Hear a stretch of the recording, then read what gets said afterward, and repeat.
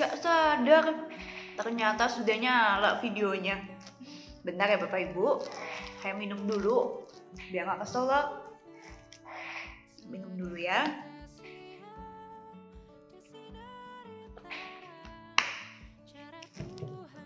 Nah, oke. Shalom Bapak Ibu Saudara, apa kabarnya? Senang sekali Bapak Ibu bisa menyapa Bapak Ibu Saudara dalam program Sapaan Gembala. Nah, pada hari ini kita akan bersama merenungkan salah satu pembacaan leksionari kita, yaitu dari 1 Korintus pasal 11 ayat 17 sampai 22. Bapak Ibu Saudara dapat membaca ayat ini di tempat masing-masing. Nah Bapak Ibu, bacaan kita pada hari ini berbicara tentang perjamuan makan.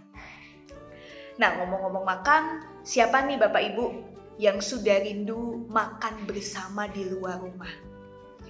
Bersama dengan keluarga mungkin, atau juga bersama dengan teman-teman, saudara-saudara yang lain. Rasanya banyak di antara kita yang merindukan momen ini ya. Saya pun juga demikian Bapak Ibu.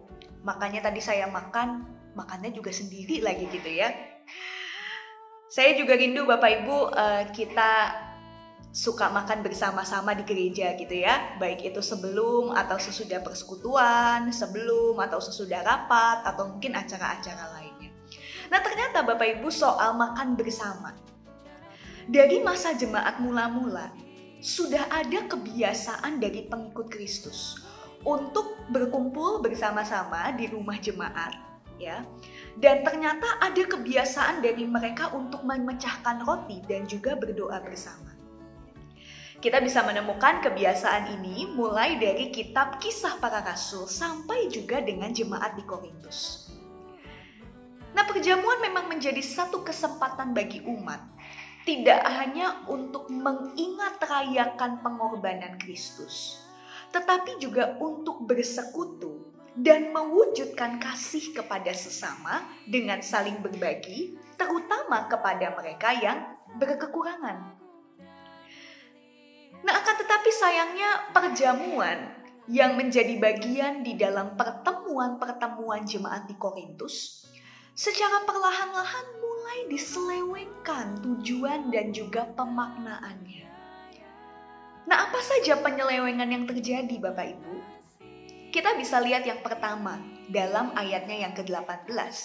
Di sana dikatakan, "Sebab pertama-tama aku mendengar bahwa apabila kamu berkumpul sebagai jemaat, ada perpecahan di antara kamu. Dan hal itu sedikit banyak aku percaya." Nah, jadi di sini Paulus mendapati sebuah informasi bahwa jemaat Korintus itu terpecah menjadi beberapa kelompok yang saling membenci dan tidak mau untuk berbaur satu dengan yang lain. Mereka hanya melakukan perjamuan bersama dengan kelompok mereka sendiri dan bukan dengan seluruh jemaat. Mereka tidak membuka diri mereka untuk orang lain, eksklusif, hanya untuk kalangan kami saja. Nah, perjamuan seharusnya dilakukan dengan kesehatian, tapi justru malah terjadi perselisihan. Sangat miris bukan Bapak Ibu? Nah, lalu yang kedua, kita bisa membaca di ayat 20-21. Di sana tertulis demikian. "Apabila kamu berkumpul, kamu bukanlah berkumpul untuk makan perjamuan Tuhan. Sebab pada perjamuan itu, tiap-tiap orang memakan dahulu makanannya sendiri, sehingga yang seorang lapar dan yang lain mabuk."